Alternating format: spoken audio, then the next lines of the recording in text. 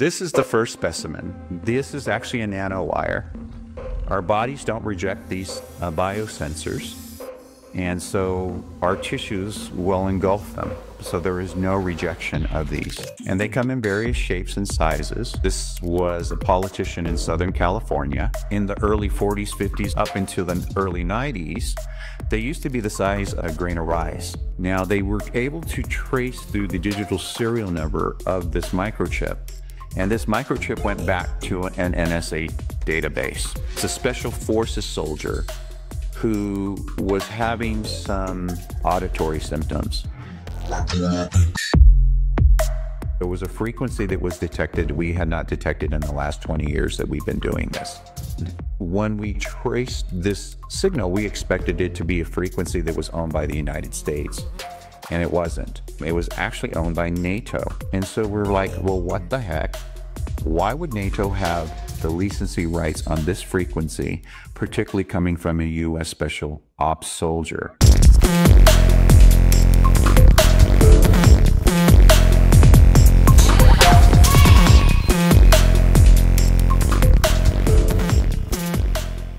This is going to be a photomicrographic study of 3 specimens that were pulled out of one of my earliest clients, and she's a sweetheart of a woman.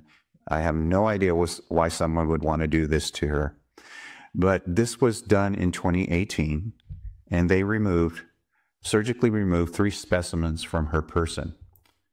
And what we did is we made sure that there was chain of custody on all the specimens that were removed, so that it was appropriate evidence and no one can say that it was altered in any way.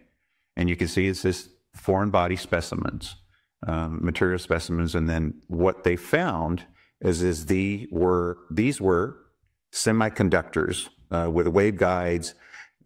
They also had nanotech in them, and I'll show you exactly what they look like. What year was this taken from her? 2018. 2018. Yes. So this is the first specimen. This is actually a nanowire. Our bodies don't reject these biosensors, and so our tissues will engulf them. So there is no rejection of these. And these are very, very small. They're approaching nano size of these specimens here. And they come in various shapes and sizes. So this is what we've concluded, that we believe that this is the reason that they are receiving this signal that they hear.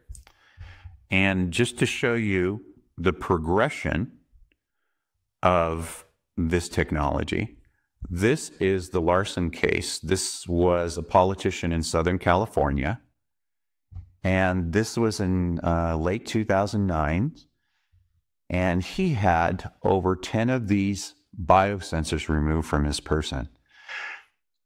Now look at the size of these sensors. This is 2 letters on a penny. This is how small they were in late 2009. They were in various shapes and sizes. This one here is about the size of four letters on a penny. But this was taken out of Mr. Larson, and he sued. And it was thrown out of court. And the reason it was thrown out of court was because he inadvertently signed up to be in an experiment. And what these biosensors were doing were sending real-time data of his physiology. And so this is part of our fight, is to make sure that when someone enters into experiment, that they are given full disclosure, because if Mr. Larson had been given full disclosure, he would never have allowed them to do what they've done. To show you what they were in size, in the early 40s, 50s, and up into the early 90s, they used to be the size of a large grain of rice. This case here is the Bob Boyce case. Now, Bob Boyce was an inventor of a high-efficiency engine, and he, when I spoke to him, he had developed terminal cancer. And he said to me, he just thought he was going to die from this cancer. And so that was going to be his life. Now, he was in what's called a Faraday cage, testing for RF leakage in his inventions. It's similar to the anechoic chamber, but on a much smaller version. Now, what we see here is a cancerous tumor. At the end of these tweezers, you'll see an RFID chip. And what Bob was doing, utilizing a similar device like we do when we test for RF emissions, the one accidentally swiped by one of his shoulders and it pinged. And he thought that was odd, went and got an x-ray so they could see this microchip in the middle of the tumor. So he had surgery. And I said, well, Bob, what did pathology say about the chip? Where's the chip? And he says it disappeared. So I said, well, I'm not surprised. But he was just happy that after they removed this first chip, that his cancer went into remission. And so he was very happy about that. But nonetheless, a short time later, the cancer came back very aggressively. He went back into the Faraday cage, rescanned his person, and they found a second chip. This time they were smarter about it, and they used chain of custody, just like we do in our cases, and they removed that second chip. Now, they were able to trace through the digital serial number of this microchip, and this microchip went back to an NSA database. And that's where his case got stonewalled. Wow. They said that it was a national security issue, and therefore they would not share any further information with us. So that is where we're at today. We do have an unusual case that recently popped up. It's a special forces soldier who was having some bizarre symptoms. A lot of times it's not uncommon for someone to say that they had a loss of time. And he expressed this, and then shortly thereafter started having some auditory symptoms. And so we decided, well, why don't we do an RF scan on you and let's see. And to our surprise, it did come up positive. So then we sent them to go get what's called a nonlinear junction scan. And in a moment here, we'll share what this process looks like with your audience so you can understand and visually see what this looks like. And when we sent him to have a nonlinear junction scan, we were surprised that he came up hot in 6 locations. But what's most unusual about his case is that there was a frequency that was detected we had not detected in the last 20 years that we've been doing this. And when we traced this signal, we expected it to be a frequency that was owned by the United States, and it wasn't. It was actually owned by NATO. And so we're like, well, what the heck does NATO, why would NATO have the license rights on this frequency, particularly coming from a U.S. Special Ops soldier? How did you find out that this frequency was licensed to NATO? So there are databases that you can type in the frequency spectrums, and they will tell you exactly who owns those frequency spectrums. Now, this is done globally. They have to, so that we don't have what's called crosstalk or interference between one country versus the other.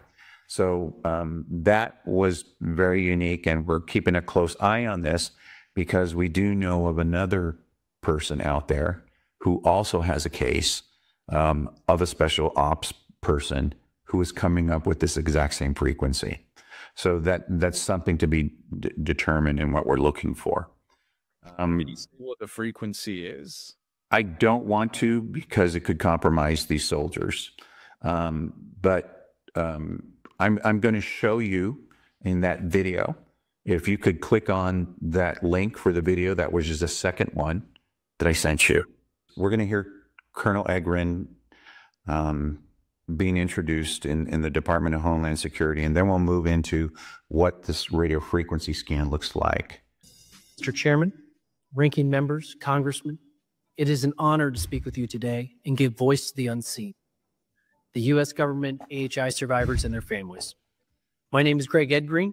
I stood up and led the DIA's task force, which was in charge of taking care of our survivors. and determining the cause. For background, I'm not an analyst. I'm a retired Army and intelligence officer. The following are my personal opinions and do not represent the opinions of the government. Given the classification of this topic, many of my comments will have to be made at a future closed-door session. As a country, we have been here before. Most people think this all started in Havana in 2016, the widely reported Havana syndrome. This led to the U.S. withdrawing most of its staff and ending rapprochement between Havana and Washington. But before Havana syndrome, there was the Moscow signal. Soviet intelligence bathed the U.S. Embassy in Moscow with microwave transmissions. The health effects were similar to what we see today. There are many examples of syndromes and ailments from Americans injured in the line of duty that the government did not recognize for many years, which were eventually proven. Agent Orange used in Vietnam, the Gulf War syndrome, burn pits during the forever wars of Iraq and Afghanistan. In all of these examples, America took too long to acknowledge these injuries, and our service members languished without care. Havana syndrome is no different. The gaslighting of AHI survivors continues to this day as history repeats itself. Throughout all this, I learned America's best men and women in national security are being targeted and neutralized in a global campaign.